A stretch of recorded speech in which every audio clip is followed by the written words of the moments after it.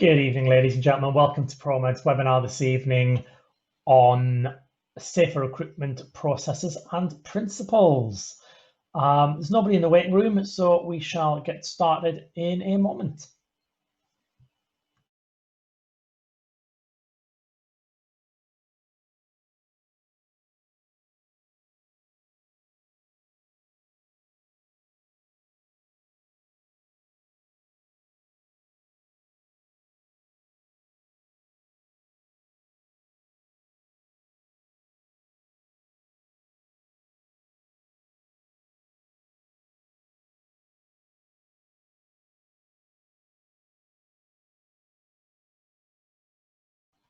Okay, it's just gone 7 p.m. There's not too many of you this week, which is what we were expecting. This is a fairly niche topic. It's only relevant to managers or owners of companies, people who are interested in recruiting staff to work for them and want to make sure they go about doing that process correctly. As I'm sure many of you are aware, we do offer lots of training courses. I'm just going to quickly flick them up on the screen. We do first response emergency care level 3 and level 4. We do offer the immediate life support course and the safe administration of life-saving medications course. Prices are available on there. At the moment, all those courses run from Aylesbury, although we are able to travel around the UK. If you've got 4 to 6 people who would like to do the course, we can come to you if you have a suitable venue. Please just email training@promed999.co.uk if you'd like to book onto any of those courses or find out any further information.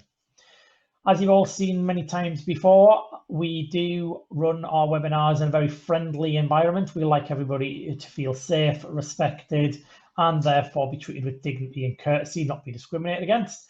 Our full code of conduct is available on our website, but if you do need to report any inappropriate behaviour, please privately message our admin team or email webinars@promed999.co.uk if it's after the meeting. So tonight we're going to be looking at safer recruitment. We're going to be looking at why vetting and screening is important. We're going to be looking at the disclosure and barring service checks. We're going to look at the importance of employment histories and checking the right to work. We're going to discuss whether character references are worth it, the role of application forms and personal statements, the real purpose of interviews, and also why you should do induction or supervisory periods. So without any further ado, let's get ourselves started. And why is vetting and screening important? So pop into the chat. First of all, do you do vetting and screening in your organisation? And why do you think it is important that we vet and we screen our potential employees?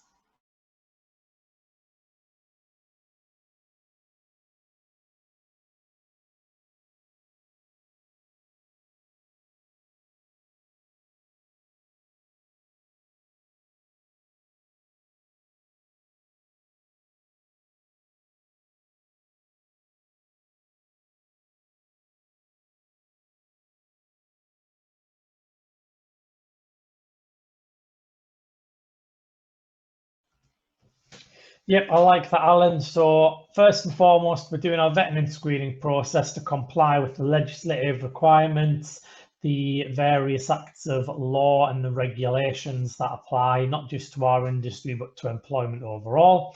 We are ensuring that patients and staff are safe. And yes, there is a little bit of professional nosiness because ultimately as a business, we need to know who we have working for us. So let's break it down. So first of all, applicants may make false claims. I'm sure many people have experienced applicants who will provide you with a false certificate and you check it out with the awarding body and they have no record of it. That might be because the applicant is making a false claim themselves, or it may be that the applicant genuinely believes they were following an accredited course, but their training provider wasn't necessarily accredited. The next reason is how long have you known the applicant? If you've been emailing them for a couple of days and you've met them for a half-an-hour interview, how long have you actually known that person? Do you know anything about them? If they're not known to you, how are you going to find out whether you can trust them? Bearing in mind that you're not just trusting them with your business, you're trusting them with your patients' lives, your patients' safety. So what are you going to base that trust on if you personally don't know them?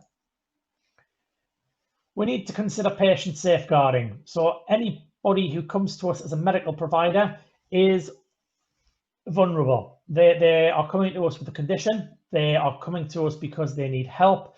They are willing to expose details about themselves that they perhaps wouldn't necessarily tell their partner, wouldn't necessarily tell their parents or their best friends, but they are going to share that information with our staff team. So we need to know that those people are going to be trustworthy. We need to know that they're not going to misuse any information or any knowledge. We need to know that they are going to look after those patients. Some of our children might be under the age of 18. They are legally minors, they are children. And so the child protection legislation, the various regulations and acts that are in place would apply to them. Some patients might have mental health conditions. Some patients might be unable to provide consent due to a lack of capacity, which could be due to intoxication if we're perhaps working in a nightlife or a festival environment where people have taken alcohol or consumed recreational substances. That just adds to the level of safeguarding that needs to be in place, but ultimately our safer recruitment processes should be robust enough that no matter what state our patients are in, what categories or groups they fall into, that the staff we have in a situation, we know we've checked them and we know that that patient is going to be safe in their care. Pretty sure looking at the list of people that everybody here is a business owner or manager, and we need to consider our business reputation and risk. So if we employ a member of staff, whether we employ them in the office as the tea lady, whether we employ them on the ground as a paramedic, whether they are an emergency care assistant with blue lights just driving around, or whether they are our business development manager going out and meeting clients, it doesn't particularly matter. Every single person that works for our business is going to be providing some kind of image of our business to our clients, to our members of the public, to our staff, and to other partners in the industry. So we need to make sure that they're going to uphold the business reputation. We need to minimize the risk to our business. And that risk is not just reputational, but reputational obviously has a financial element to it, but it can be directly financial as well. I regularly have staff go out in solo, in teams of 2, and I am providing them with equipment. If we take a standard defibrillator, that defibrillator, even on the kind of eBay market, could be worth up to £600, £700 for a reasonable defib. If I'm giving them a cardiac monitor, you're still looking at kind of £2,000 to £3,000 on certain websites for those. Medical gases, obviously, if they go missing from BOC, there's a £200 to £300 charge right there. I'm giving them consumables, I'm giving them equipment, I'm giving them gazebos. So if I've got 2 people going out on a simple little village event with 1,000 members of the public, I'm probably looking at giving those 2 members of staff around about £1,500 worth of my business equipment. How do I know they're not going to be tempted to flog all that on eBay, make themselves 700 or 800 quid, and I'm not going to see anything about them? Yes, I can go down the theft route, and yes, I can claim on my insurance, of course, but I've also got the reputational damage to deal with. I've also got the time when I've not got that equipment, and there's a lot of problems that'll arise from that. So these are all reasons why vetting and screening is important. And one of the ways that we do kind of screen our potential employees or applicants is by using a disclosure and barring service. Now, the DBS is something I'm sure many of you have heard of, and I'm sure everybody here tonight will have an enhanced DBS certificate of their very own. But let's go through the different kind of avenues, the different options available to us with that.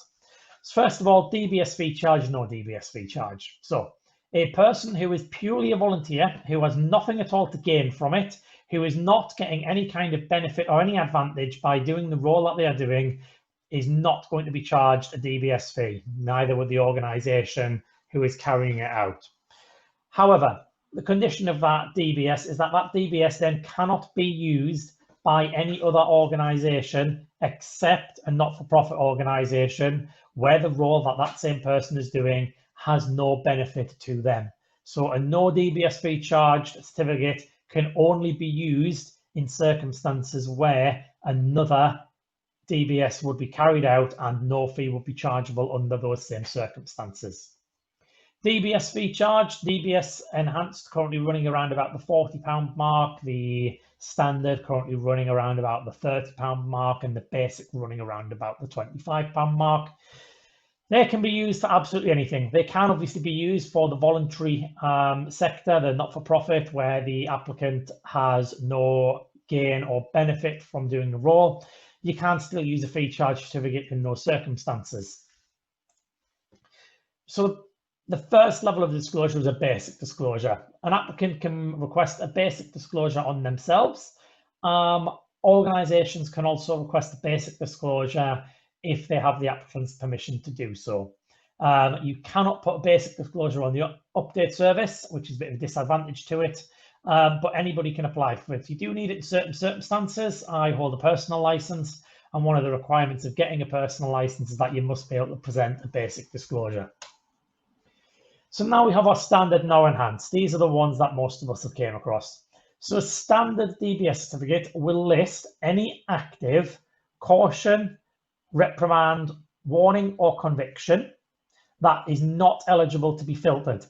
So if it can be filtered out, it won't be shown on the standard certificate. But if it's not eligible to be filtered, it will still show up. So things like theft still come up. Any offences involving children, vulnerable adults still come up. Anything involving fraud still shows up. Anything involving offences against the person still shows up. Other things, less so.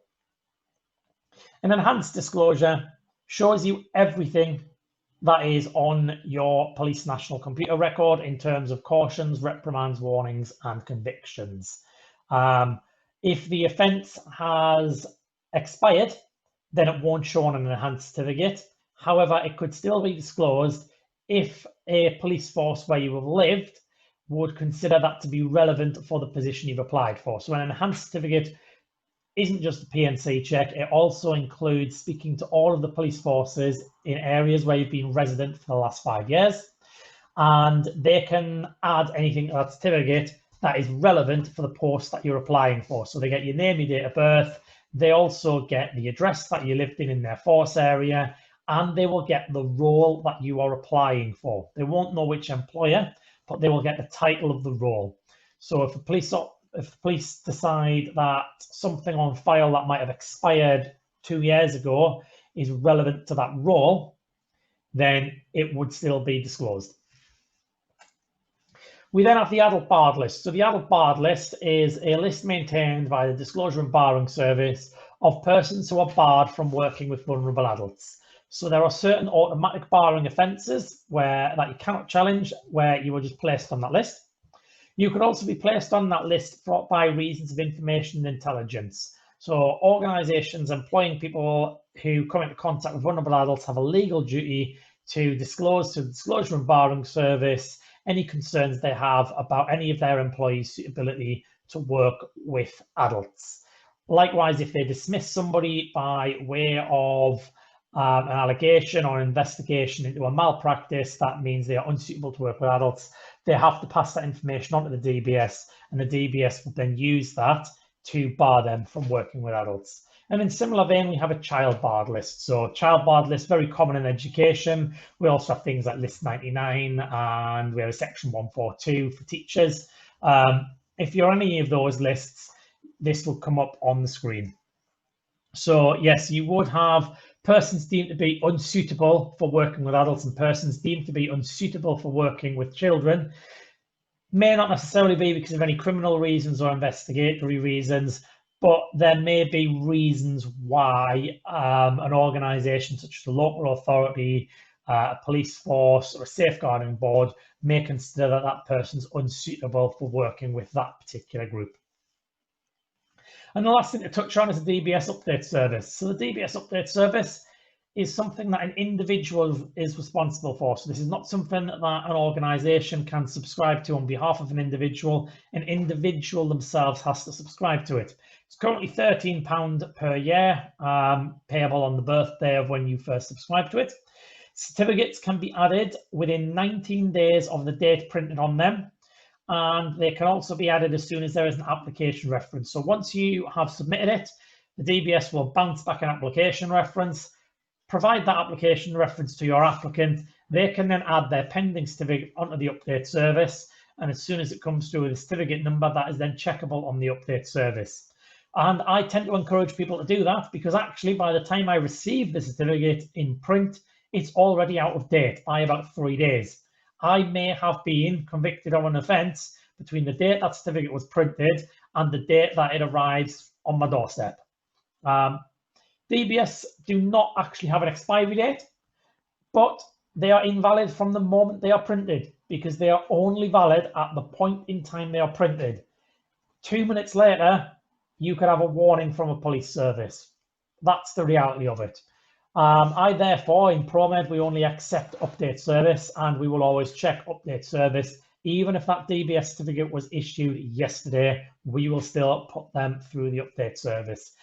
The other reason we use the update service is we do random rechecks. I don't think we ever let any DBS lapse for more than 1 year, but most of our staff tend to get checked on average every 6 to 9 months. It's not because we don't trust them, but that's because we want to prove that we are being duly diligent. If we're ever asked by any of our clients or local authorities how we're taking our responsibility seriously, we do the random rechecks.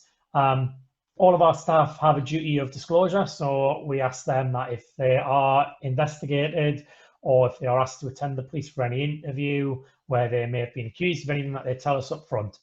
If we come across something on a random update service check and they've not told us, then there will be a rather unpleasant conversation. That's not necessarily say we are going to stop using that particular member of staff, but it is certainly to say that they would likely find themselves back on some kind of probationary period because they've not been honest and upfront with us, and therefore we need to have a think about why that happened.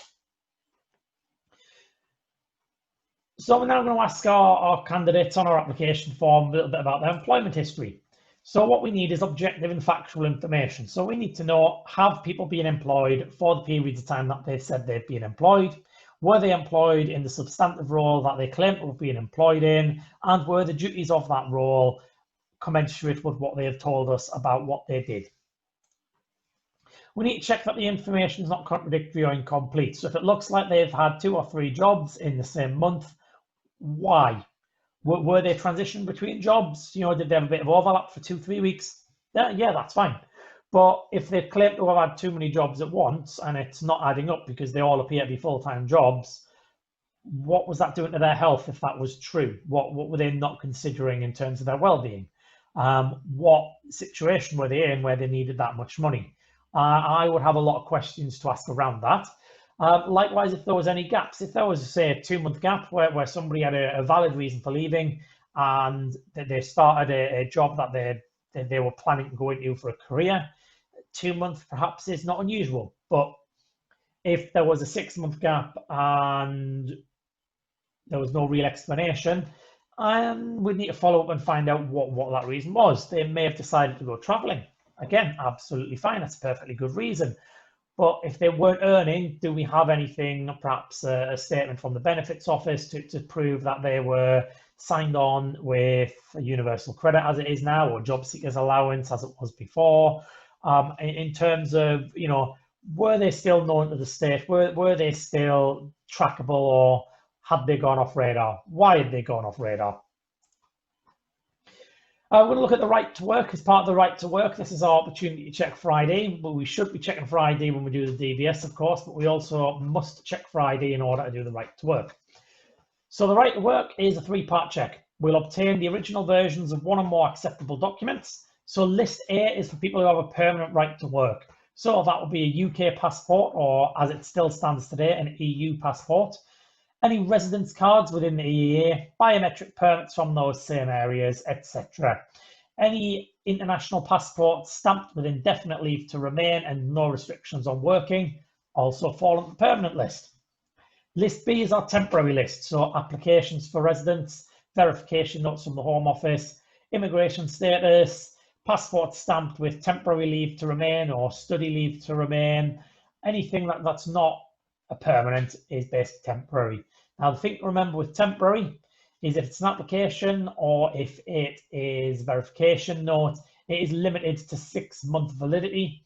Anything else is limited to 2 years validity. So you might have somebody who is studying at university, they are given a 2-year study leave to remain with a limited working restriction of 16 hours per week. You would have to make a note of the expiry date of that. You would have to recheck them if they're still working for you in 2 years' time. It might be that they're on a 3-year course, and so absolutely naturally, their leave to remain will be extended by a year. So you would just do that check again and make a note.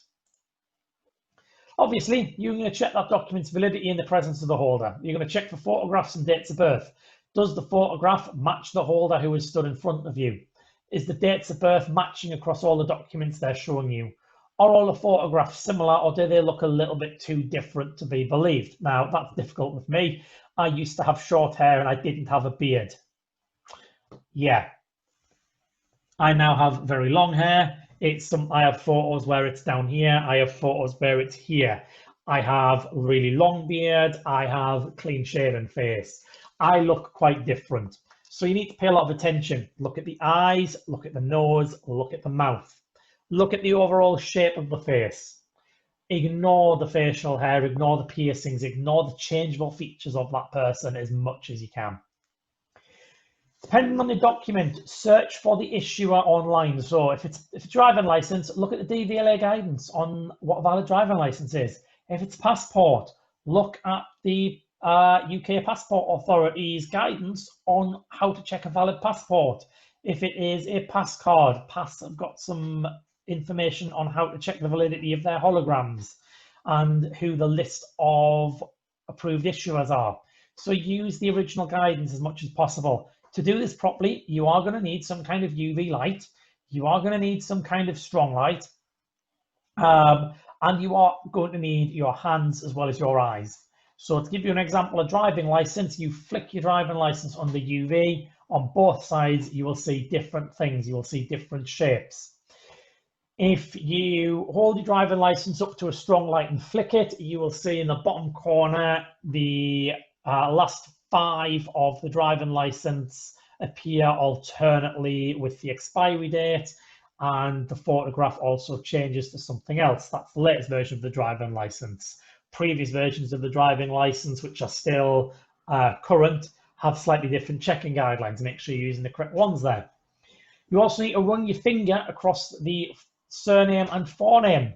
They are laser etched into a driving license. So as you're running your hand across, you will feel the laser etching. It feels different to the rest of the text, which is just smooth and laminated over. Make sure you know what should be on the back. Make sure you know what your challenge questions are. If you ask somebody what their date of birth is or how old they are, they'll probably give you the correct answer.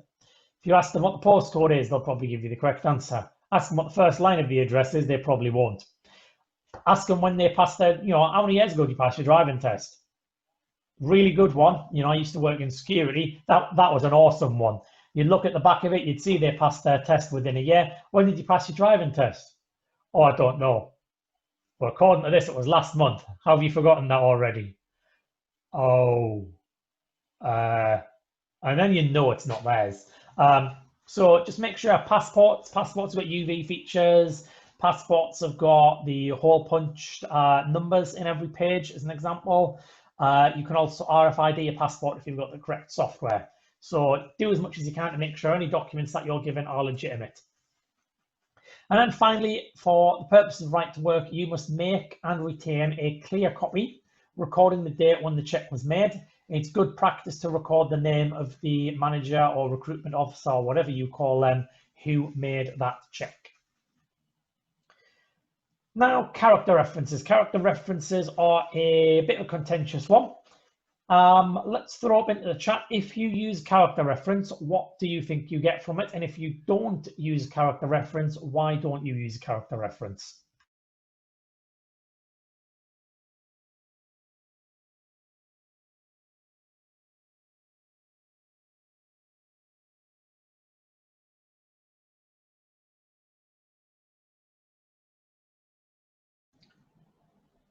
So if you're currently obtaining character references for your applicants, what value are you gaining from doing that? Why do you do them? What's the purpose behind them?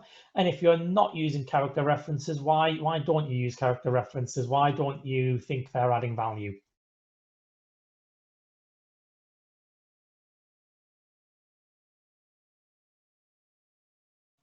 So I've had a balanced view from Alan so far. He gives out some open references to people each year, but he believes the tick box ones are worthless. Does anybody have any different viewpoints, anything to add or want to challenge that?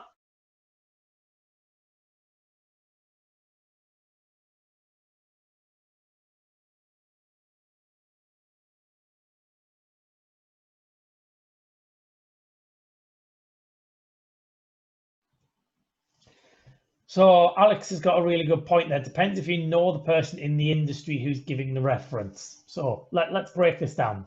So absolutely, you've hit the nail on the head there, Alex. Who is the referee? First of all, are they in the same industry as you? Are they going to give you a reference that is meaningful? Are they registered with a professional body that has a clear code of conduct? So any registered healthcare professional, doctors, nurses, midwives, paramedics, biomedical scientists, physiotherapists, occupational therapists, dentists, dental nurses, the list goes on.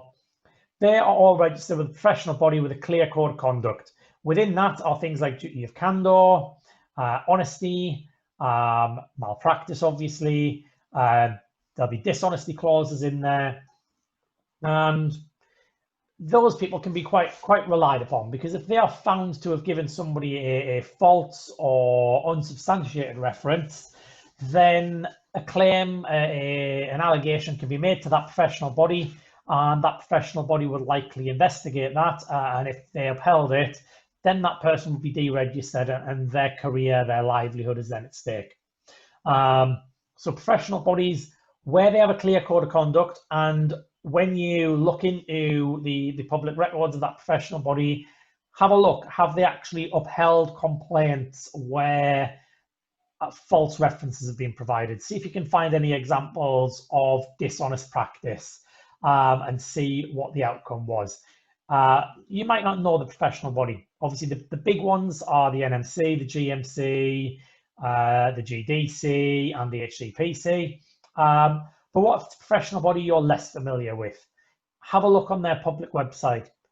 Google for that professional body yourself, or any search engine of your choosing, of course. Don't rely on somebody giving you a web address. It is important, when you're being duly diligent, that you obtain your own information from your own sources, not relying on the applicant to provide everything. So how long is the character reference actually known the applicant is the next question. Have they known them for 6 months? Have they known them for 2 years, 5 years, 10 years? How long do you consider to be reasonable to know an applicant? I generally, when people ask for a character reference for me, I use my best friend of 6 years, who is a registered children's nurse, because she's meeting all of these criteria. We speak regularly on the phone, if not daily, certainly every other day. When I used to live in Newcastle, I would see her probably at that frequency. I now see her 3, 4, 5 times a year. And she's very clear when she's providing the reference for me that is the current situation. But what are your applicants giving you? What are your applicants saying? Well, I've known this person for 2 years exactly, and your criteria is you must have known them for 2 years. That always sets alarm bells ringing with me. I always go with, well, they've probably actually known them less. Maybe they've known them a year or a year and a half, and they're going to chance it. So I generally, when I'm on the phone to character references, if I do choose to take them up, I will ask them, so when did you meet them? How did you meet them? What were you doing at the time? And that just teases out, rather than asking them, how long have you known them? By asking different questions, I'm teasing out that information that they've not potentially been preparing the answer for. Because if you're asking a question that they've prepared an answer for, you might not be getting the true story. You might not be getting the full story. So think about your questioning technique. Ring the character reference. Hi, it's Matt from ProMed. Yeah. James said, I'm going to be ringing you just so we know a little bit about him, character reference, so he can come work for us. Yeah, lovely, yeah, fantastic. So, you know, how do you know him? And you're going to get a stock answer. Great, yeah. So where have you worked with him? You know, what events have you been on, or which hospitals did you work in? All right, yeah. I've noticed he lived in, you know, in Sunderland. Did you know him then? Yeah. When was that? All right. Yeah. How did you first meet? You know, did you meet on an event? Did you meet down the pub? Did you meet in, you know, in an ambulance? All right. Yeah. Can you remember when that was? All right. Yeah. I'm asking questions that they're not prepared for, and I'm engaging them in a much more natural conversation. And I'm bringing in parts of their application without disclosing too much, but I'm bringing in parts of their application that may or may not be known to them. I always ask positive and negative questions. So by that, what I mean is I will ask them something that based on the information they should know. So I will perhaps ask them, you know, all right, yeah, they lived, you know, if they're from the same area, they're still in the same area. All right, yeah, you know, I'm in Manchester now. All right, yeah, it looks like the two of you have lived in Didsbury. Yeah, you know, and they were both clearly there. You know, he was there at the time that in the length of time they've known the applicant. Yeah, so you're there now. Yeah, that's great. Yeah. But I might also ask them something a little bit different. So I might ask them about previous employment. I might say, all right, so you know, how did they find working at the Christie? And if they say, oh, yeah, and I knew them when they were there, they loved it.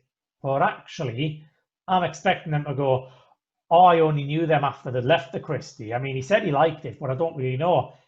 So I'm teasing out. I'm asking questions where they should be saying yes. I'm asking questions where they should be saying no. And I'm doing that deliberately to trip them up if they don't actually know the answer. Because what I want the true picture. I don't want the rehearsed picture. Because if I'm getting a rehearsed picture, I can't prove it's a true picture. Whereas if I'm getting a true picture, I then have some intelligence to base my decisions on rather than information. Intelligence is verified or validated information. So what capacity do they know the applicant? Were they their manager? Have they just been their best friend for life? Is it the guy they drink with in the pub every week? Is it the babysitter? Is it somebody who was their manager? Is it somebody who they work with in the freelance world and keep bumping into? Was it their regular crewmate on the ambulance for the last 5 years? So how do they actually know them? And consider how that is a factor in the type of reference they're going to give. You know, the management subordinate perhaps casts a different light to the best friend of 5 years. And you need to consider the slant somebody might put on the information when you're extracting it from them. What reason do they have for saying what they're saying? Now, this can be as blatant as a bribe. Sorry, just excuse me one second. So this could be as blatant as a bribe. This could be as blatant as, right, this guy's going to ring you just to check out who I am. If I buy you a few beers down the pub, if I give you a tenner, will you like make it sound really good? I really need this job. It might be that they're best friends and they would never say a bad word about them. It might be that they're crewmates and they want to continue working quite happily together. It might be that actually they want to work for us too and they're references for each other and they both want the job so they can work together. Always have in the back of your mind, why is somebody saying this? It might be just perfectly innocent. It might be, you know, you need a reference. Here's my friend. Here's someone who's registered. Yeah, they'll be honest about me. They won't care. But it might be that there's an ulterior motive. It might be that there's a reason going on. I'm not saying there is, but it is a consideration. You have to actively consider these things rather than just assuming it's not the case. Our application forms and personal statements are often a lot more telling than what people put in the box. First of all, have they completed the application form? Have they followed the instructions? If we've asked for a 5-year work history, have they actually gave us a 5-year work history? If we've asked for a 10-year address history, did they give us a 10-year address history? If we asked them to list all of their academic qualifications from GCSE onwards, have they gave us enough GCSEs that they should have got at secondary school? If they've not completed the application form, Why do I think they're going to follow instructions as to how I want them to interact with a client or members of the public at an event? If they can't read the first set of instructions I'm going to give them before they even join us, why would I possibly think they're going to be any more capable of following instructions that I give them when they are actually working for us? I'm not. So I am quite harsh. If you've not completed your application form, if it's a couple of minor things, that'll get bounced back with a please can you check. I'm not going to tell them exactly what they need to do. It's please can you check. If, however, it seems to be quite a few errors, it just gets filed in the bin. I am harsh like that, but I look at my business reputation. If you can't follow the simple instructions to join us, then I don't believe that you can follow the simple instructions to work for us. Absolutely, Alexander. First impressions last. If you're not going to create a good first impression with me, who's going to be your potential employer or contractor, why would I trust you to make a positive first impression for my business with a new client? I want my new clients to become lasting clients. So first impressions make a huge difference. Secondly, I'm going to identify the gaps in addresses or employment. I'm going to have a look. I'm going to make sure that the full period of time I'm asking for is there. Our application forms are aligned very closely with what the DBS want. They're aligned very closely with things like BS 7858. I actually asked for a year more than either of those because I like to make sure that we can definitely get beyond what they're going to ask me for. If you can't provide 6 years worth of employment and address history, you're not going to get through DBS. You're not going to get through BS 7858. Is there any point in me sending off for a DBS if you've got gaps in your address history and the DBS are going to bounce it right back? No, there's not. So I'll give somebody an opportunity to fill in those gaps. But if you can't fill in those gaps, I'm not going to progress your application because you're then going to fail the next hurdle of the application process. So there is no point in pursuing it if I know the end result already. So this is a kind of pass-fail criteria, but you've got a chance to correct it. How is their English? So especially on personal statements, this is the nice opportunity to see if they can spell, if they can use punctuation, if their grammar is correct. Is their vocabulary simple monosyllabic words, or is their vocabulary much more structured, refined, academic? And I'm considering that for several reasons. Firstly, I want my clients to feel in safe hands. They're going to feel in safe hands if they have somebody who is able to communicate and converse with them in good quality spoken English and make them feel as if they have a little bit of knowledge behind them. Secondly, every single member of staff is going to be required at some point to write a report. Most of them will be frontline and therefore will be providing patient clinical records. So if their English is poor on application, then it follows logically that their English will be poor on their reports. That's not particularly good if we need to rely on those reports years down the line. If I'm reading it and I can't make out what they're trying to say, then neither can my insurer. Neither can the solicitor or the barrister who is going to represent them in court if they're accused of anything, which my insurance is paying for. My insurance will not be happy with me, not them. It will be me that has to take the brunt of that. So I always look and think, would I be happy if they wrote similar sentences on a PCR form? Would I be happy if they were speaking to my client saying things like this? If not, then you're going in the bin. If they are, then we'll move on to the next stage. I may ask them during an interview to handwrite something. It may be a couple of simple sentences. It may be fill out a sample PCR as you give me an example of how you're treating a patient. I want to see what their handwriting looks like because we all know today that most of our PCR forms are still completed on paper. And I need to know that that's going to be legible. I need to know that I can read their handwriting, A, for audit, but B, because that document might end up in front of a jury in a court of law. It may end up in front of a coroner at an inquest. And those kind of things, I'd rather find out about at application stage rather than 6 months in when they've already made a mistake. So yes, my application process is quite harsh and stringent, but I am thinking as a business owner about all the things that I might encounter further down the line and I'm trying to make sure that I only select suitable candidates for the roles that they're going to go in. I want to know what they're telling me. So in a personal statement, what's their opening sentence? What's their opening paragraph? What are they really keen to tell me about? Does it match my values? ProMed's mission statement, its vision, and its values are all available on our website. You can Google them, they will come up. If you look on Facebook, they're probably on there as well. Are their personal values, is their own vision aligned with my business?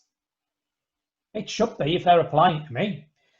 I would expect them to put a little bit of spin on it, because when I apply for jobs, I always look at my employers or potential employers' websites, and I make sure that my personal statement has a feel to it. It feels like what I was reading on their website, because the people who are going to be reviewing that are used to that feel. They're used to things being written in that way. So they should be able to come across as somebody who fits in with your business. They should be able to convey that in their personal statement. But then what aren't they telling me? So if they don't mention patient care once in their personal statement, maybe you're not the employee or the staff member that I want. You know, right behind me, and indeed on all the webinars, is a lovely statement. Providing healthcare excellence through high quality clinical and operational support. Clinical care. If you don't mention clinical care in your personal statement and you're applying for a role of first responder or emergency medical technician or ambulance technician, then you're not for me, because you're not prioritizing what my business prioritizes. If you're applying for a role of control officer or event manager or office staff, and you're not talking about operational support, how you're going to support other people, you're not the right person for me. So what aren't they telling you? Think about your company. Think about what you expect somebody to be able to do. If they're not conveying that to you, if they don't seem to be saying that, why not? Read into their past experiences. Think about what you'd expect someone to have done. So you've looked through their employment history. You know what jobs they've done in the past. So what are they telling you about that in their personal statement? Are they telling you they really enjoyed working as part of the team if you know they've worked on a hospital ward? If they have particularly worked on a fast response car for the last 2 years, are they mentioning in their personal statement how they are independently motivated, if they are able to work under pressure? If not, why not? Because that's a logical thing to say based on their employment history. So once they've got through all of those many hurdles, we're going to interview them. I'm just going to have a little pause and have a little look at our chat so far, because I can see the chat is getting quite busy. And the chat doesn't want to show on the screen, so let me just look at the other screen.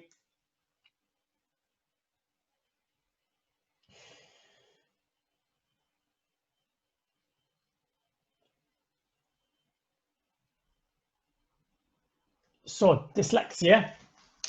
So we have to bear in mind the Equal Opportunities Act, which superseded the Disability Discrimination Act. So Equal Opportunities Act, we can't discriminate against anybody based on a protective characteristic, of which disability is one, and dyslexia counts as a disability. And as Alex has quite rightly said, they must have sufficient ability to manage in order to perform the role. Now, they may need support, and if they disclose that they need support, then as an employer, I can legally make a reasonable adjustment to support them in the workplace. ProMed is a disability committed employer. We are working towards disability confident at the moment, or it's the other way around, one of the two. So we would look to make a reasonable adjustment if somebody came to us with dyslexia. It might be that we don't allow them to work solo because they've outright said, I struggle with my handwriting. I don't think I'm going to be able to complete these reports. Okay, that's fine. You're not eligible for solo work then, but we will always put you with a crewmate, somebody who is happy to write and let you treat. So that is a reasonable adjustment that we could make. Or we do have an EPCR available. So it may be that we say that's fine, but you must have your EPCR submitted within 30 minutes of treating that casualty, because we need to have a legible version. and our EPCR is available on any mobile phone, so they can use their own phone, which has their own assistive software, or we could provide them with access to one of our laptops on a larger event, and they'd be able to type it, which they may find easier. They can use spell check. We use Chrome, which has built-in spell checker, for example. So there are many different adjustments that we would be able to make for dyslexia. Absolutely, we can speak to the Job Centre. Job Centre Plus is something that we have access to through the Disability Confidence Scheme. And yes, we would expect it to be declared. We would expect any health conditions, any disabilities, medical conditions to be declared on the application form. Our form does have a space to say that. And it is not considered explicitly as part of the application process. But if they are appointed, if they are successful in their application, then that information comes into play. Then we will have the conversation about reasonable adjustments. Unless, of course, the reasonable adjustment needs to be in place for the interview, then that might be quickly kind of pre-checked. But if there was nothing declared about reasonable adjustments for interview, that information is put to one side. They go through the application process as everybody else does. And if they are successful based on them as a person, barring any protected characteristics, if they are successful as an individual, then we will look at their protected characteristics and make any reasonable adjustments that were necessary for that person to succeed with us. Absolutely right, disability is not a barrier to work, and it is a joint responsibility. We cannot make an adjustment if we do not know somebody has a disability. You know, I'm a teacher. I'm sure many of you have heard that from me before.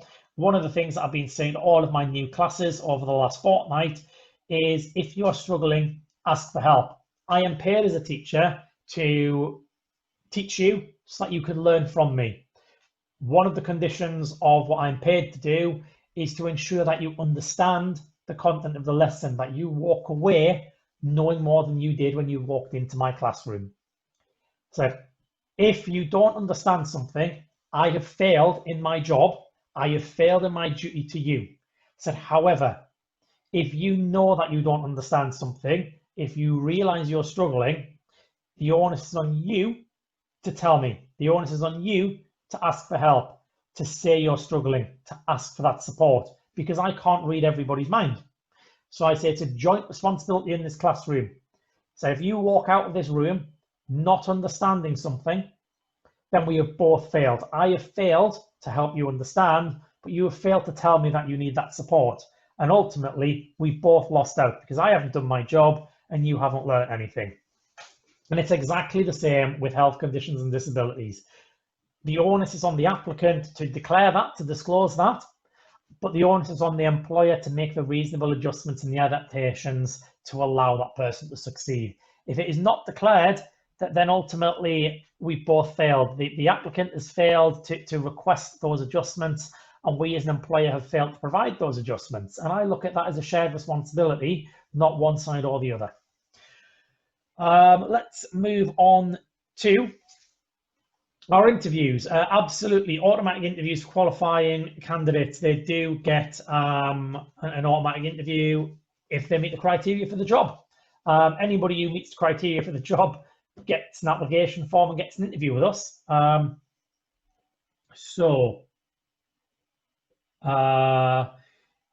Yes, if you are unable to do the job, you are unable to do the job. Whether you are unable to do the job by way of disability or by way of any other reason, academic qualification, previous experience, vocational qualification, driving license. If you're not meeting the criteria to do the job, you're not meeting the criteria to do the job.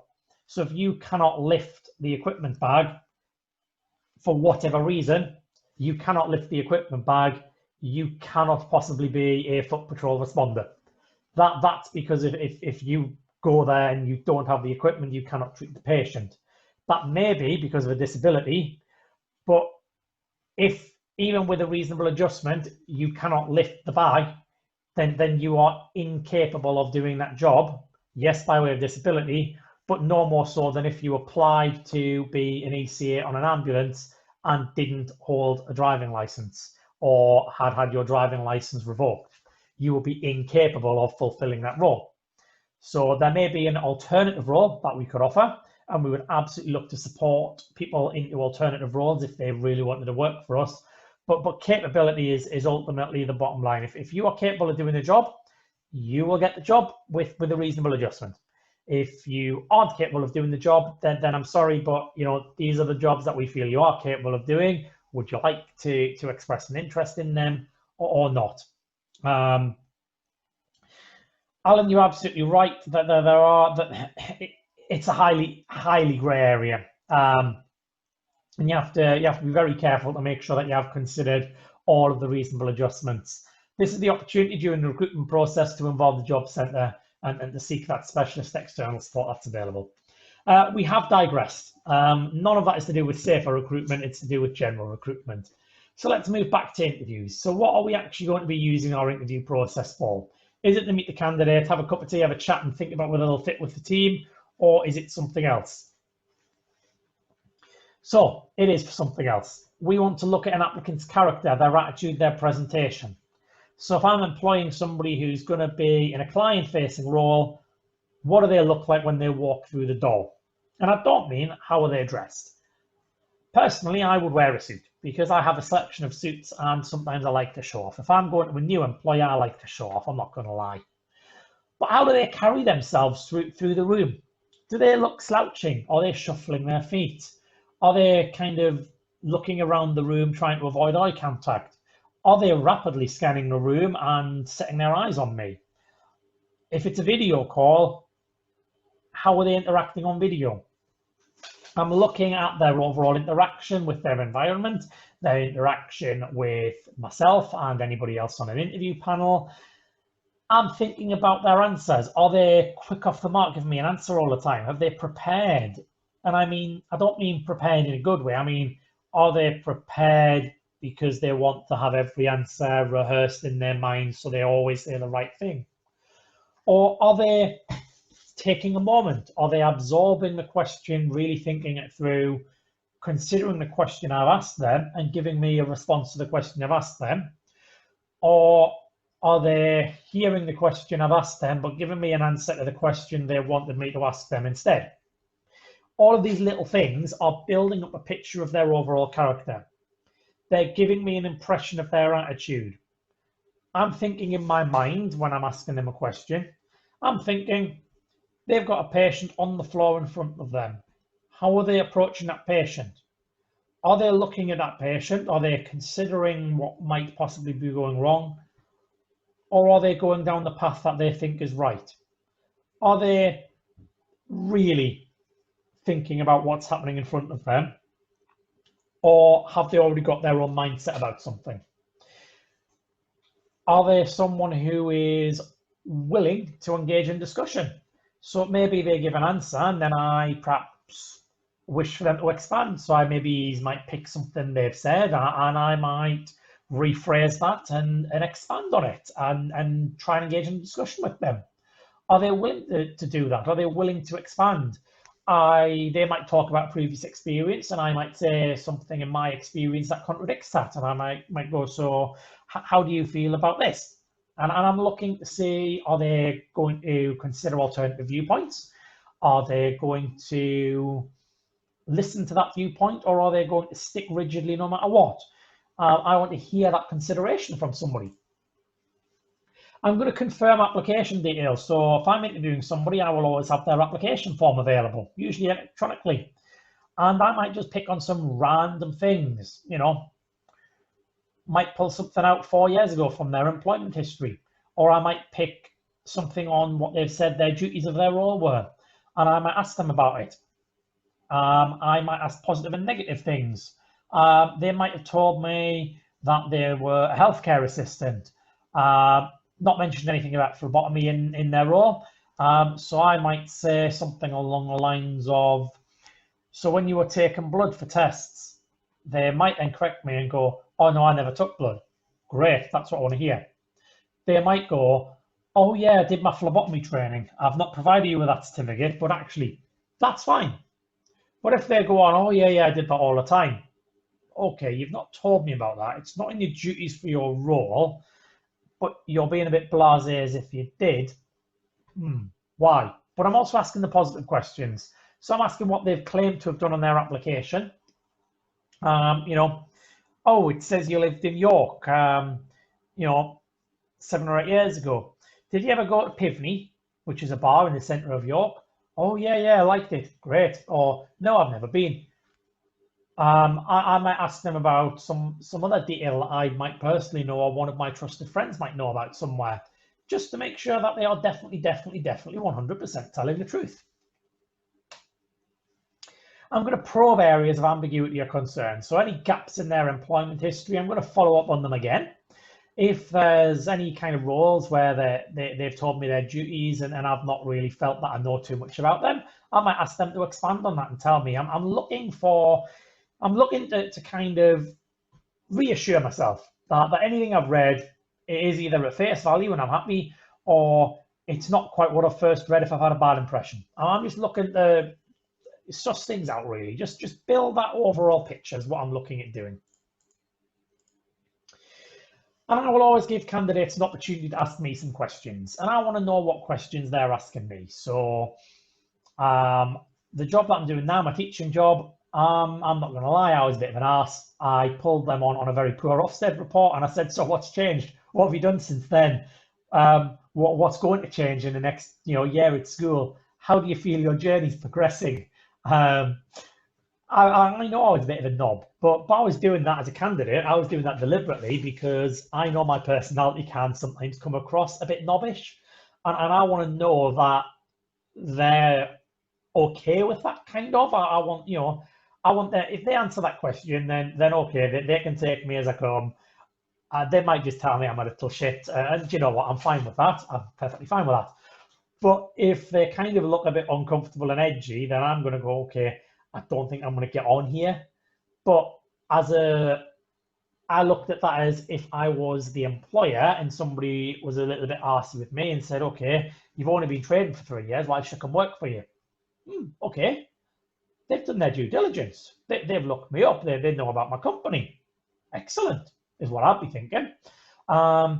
They might be asking, all right, okay, yeah, I've seen you've done this event. Did you know such and such? They might be trying to suss me out. And again, I'd be really impressed that they were doing their due diligence.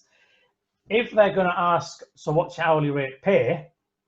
Well, I'm going to be a little bit disappointed, because the fact we're a living wage employer and how we've calculated your minimum pay and the explicit hourly pay rate is available on our website. Okay, you've clearly not even looked at the website. That's a bad question to ask. They might ask, what do you do in terms of following up your patients? Good question. You really care about patient care. So every question that an applicant can ask has meaning behind it in some way. It might be deliberate. They might deliberately be asking a question with meaning, or it might be that they're giving away some unintended meaning. And that's quite important to kind of get sussed out.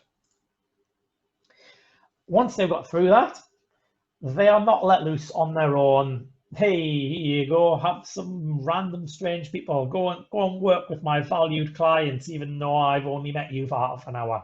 Nah. You're part of an induction, you're part of a supervisory period. So usually you'll be with somebody who has worked for me for a very long time, not necessarily for ProMed, but perhaps somebody I've known and worked with for a good number of years and trust reliably.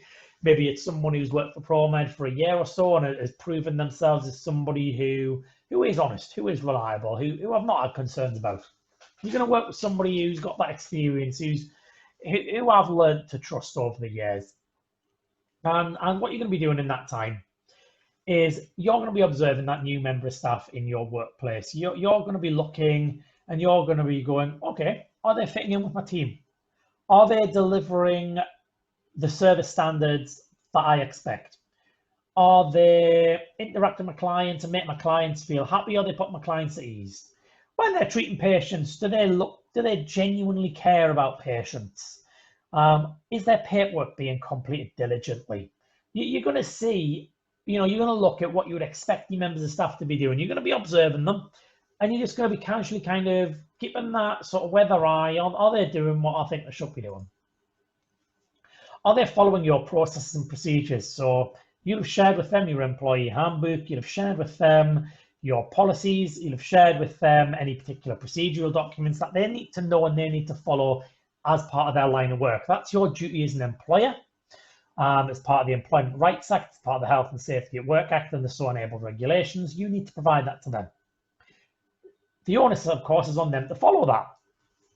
So you need to make sure that they are. What quality assurance process do you have in place to make sure that somebody is doing what you have told them to be doing? If you don't have that quality assurance and audit process in place, then what's the point? If you don't know what's happening, why have you asked someone to do it? What can you do about it if they don't do it, if you don't have a mechanism to find out that they're not doing it in the first place? So you need to have those checks and balances. Are they working safely? So you've told them how to do things, you gave them your method statements, you've taught them safe working practices. Are they following those? Are they working safely? Are they using their common sense? Are they spotting a hazard and walking past it? Are they spotting a hazard and telling somebody, or are they just doing something about it? What are they doing to demonstrate that they can work safely? Do you have any concerns, or does the person who's mentoring them, or does anybody working with them have any concerns? That could be gut instinct. That could be observed practice. That could be an allegation is made. And what policies, what processes and procedures do you have in place to deal with them? So if somebody comes to me and says, you know, John Smith, last night, I was a patient who was a little bit in and out. You know, we gave him a glass of water. They seemed to come round. They said they've been drinking quite heavily. He did the shine the light thing, and you know, he took the pulse with the fingers, and then he just let him go. I'll be thinking to myself, sitting a bit uneasy with me, and I'd be going to pull that PCR, and I'd be looking. It might well have a blood glucose on there. It might well have a blood pressure on there. I'll probably still go and have a casual little chat, you know, oh, you know, that patient yesterday, you know, the one who was a bit drunk and you know, was a bit semi-conscious and came round after a glass of water. What do you do with them? Just talk me through your process. I just want to, you know, just want to check your learning, just want to check, you know, what happened. No reason, you know, just want to see, just want to see what your thoughts were. Just want to know how you knew it was alcohol. And it's a CPD, it's a discussion. If, however, they don't mention that they did the blood glucose, let me just have a look at your PCR. It says you did blood glucose, but you've, and I'm going to look at that. I'm going to think about that. They might be perfectly diligent. Nobody's got any concerns. It might be that you get an email from a patient or a relative. And again, what's your process for dealing with that? If you've not got a process, let's start thinking about this, because this isn't just for something in an induction or a supervisory period.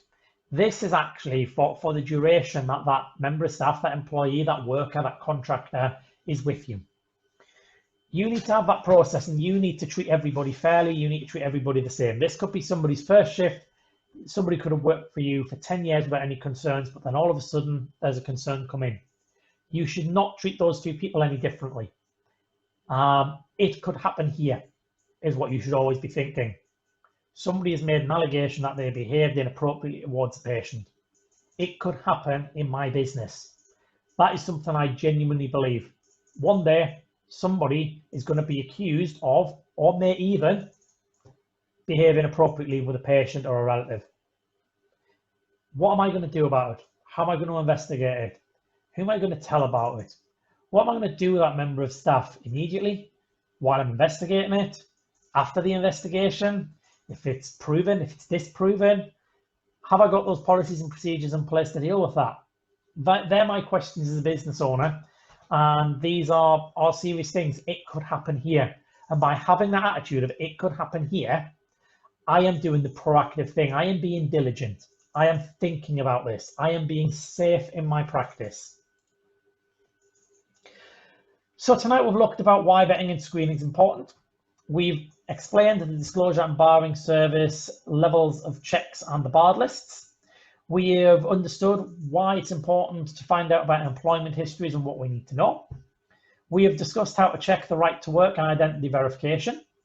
We've considered whether character references are worth it and how we're going to use character references in a reliable way to gain intelligence rather than just taking them as face value information. We've considered the true role of application forms and personal statements and how they are an initial screening tool, but also the added value we get from them that doesn't just come from what's in the box. We've looked at the real purpose of the interviews, what we get from the interview process that is more than the answers to the questions that are on our little crib sheet. And finally, we've discussed the relevance of induction, supervisory periods, and ongoing employment with someone. And you're right, Alan, policies are living documents, not cabinet fillers. If your policies aren't being reviewed, if your policies aren't being updated, anything that happens in ProMed where I've had to go and look at my policies, where I've had to think about something, generally speaking, the next thing I do is I go and review that policy, because chances are, as a business owner, as a manager, I have probably learned something. I have probably gained something from that experience, and therefore I need to make sure that I am updating that policy with my new learning, that policy is updated. It's a living document. And ultimately, I'm learning all the time. I'm a business owner. I'm a teacher. I have a degree, but I am learning every single day, and I will be learning until the day I die. I will never be the best at patient care. I will never be the best at operational management. I will never be the best teacher. Every day I learn something new. And what's important in my business is that I use that learning to improve the business. And the way to do that is to keep my documents alive, keep them updated, keep them refreshed. In my personal life, I do my CPD. I think about what I've done. I think about how that can improve my different areas of practice. When I put these webinars together, I'm going to my source material. I'm doing it for my own personal development as much as for your personal development, because I'm refreshing my memory. Things have changed since I last did my training on this. So I've had the opportunity to explore what's changed recently. I've had the opportunity to dig that little bit deeper. I've had the opportunity to consider my business practices. If I'm going to be talking to you about best practices, have I made sure that my own business is following those practices? So for me, these webinars are really good at improving my own practice. And I hope that they are beneficial to you and give you things to think about. I don't think or expect that anybody listening to these webinars will do what I'm telling them. I don't expect everybody to listen to what I've said verbatim and take it away as read. I'm hoping you all will go away and do your own reading, will do your own research, and will consider that some of the things that I've said and how they might apply to your life, to your practice, and to your business. It's not a solution. It's not an off the box, turn the key, and it'll magically start working for you. These are ideas. These are things to think about all the time. And yes, Alex, it's food for thought. That's exactly what these are. Now, I'm sure most of you are familiar with the process for getting CPD certificates out to me. It's webinars@promed999.co.uk, full name that you're on, and Zoom and email address if they happen to be different, so I can verify you on the register. It's a really short register, and it ain't going to take me long. Also, make sure you've left a review. Make sure it is on Facebook, Facebook, Trustpilot, Google, or Yelp. Those links will appear. Thank you very much, admin team. Digital certificates are going to be available within 3 business days after you've left the review.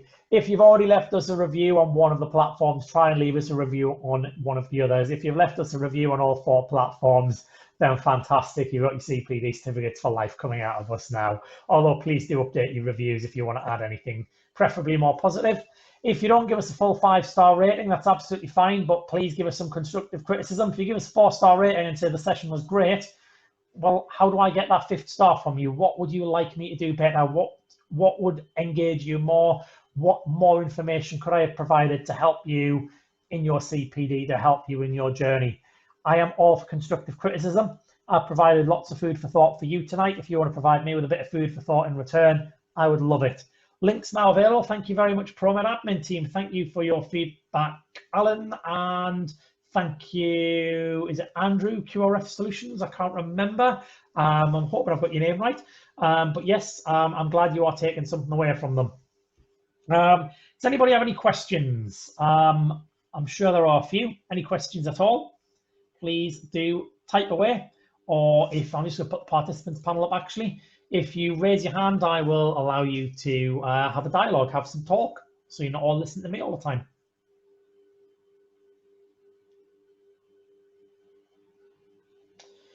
Thank you, Alan, and thank you, Andrew. Pleased to hear that. Martin, you're welcome.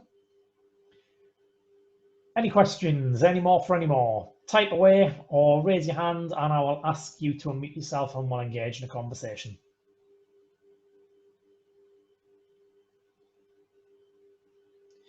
Do I use a referee outside the organisation to resolve disputes about recruitment?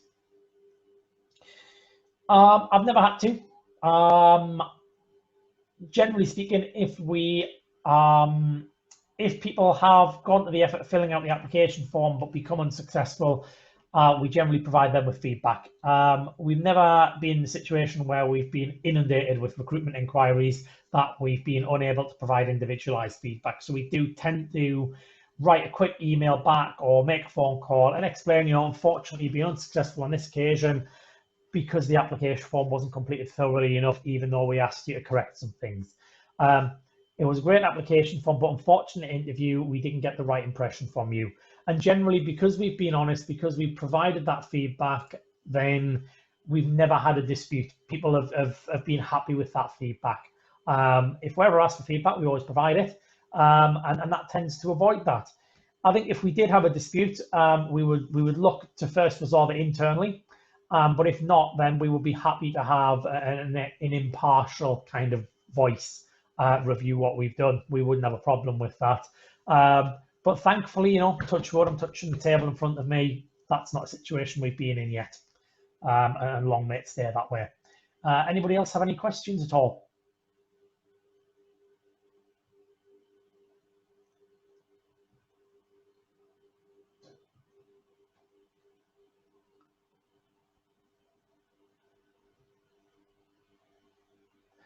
What's up next week? So next week is one of our requested webinars, which is the psychological impact of major incidents.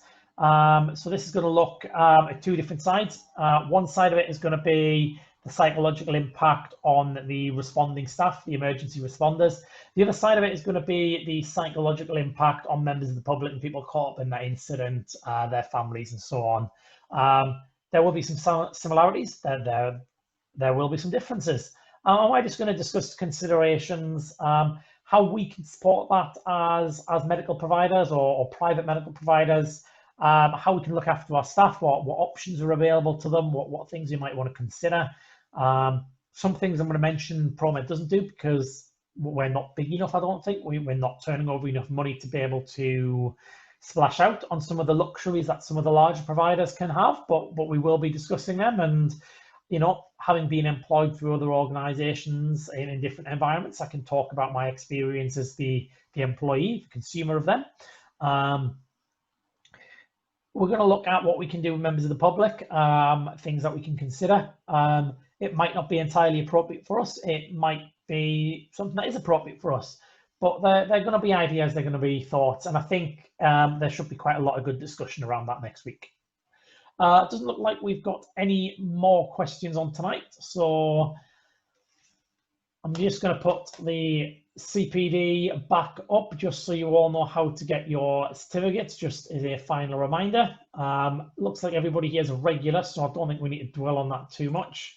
You've already seen the links, and I'm pretty sure most of you have already followed those links, so I'm not going to dwell on that too much neither. I'm just going to leave it there. There is a few things in the chat. I am going to give you... Let's have a little look. I'm going to give you 2 or 3 minutes because there's not that many of you. Just have a quick scroll through, see if there's anything you want. And then we'll end the meeting just after 8:15 this evening. So if you do want anything, please get it quick. Otherwise, thank you very much for coming this evening. Or if you're watching on YouTube, thank you very much for watching and catching up. We look forward to seeing you next Thursday at 7 p.m. Have a good evening and stay safe.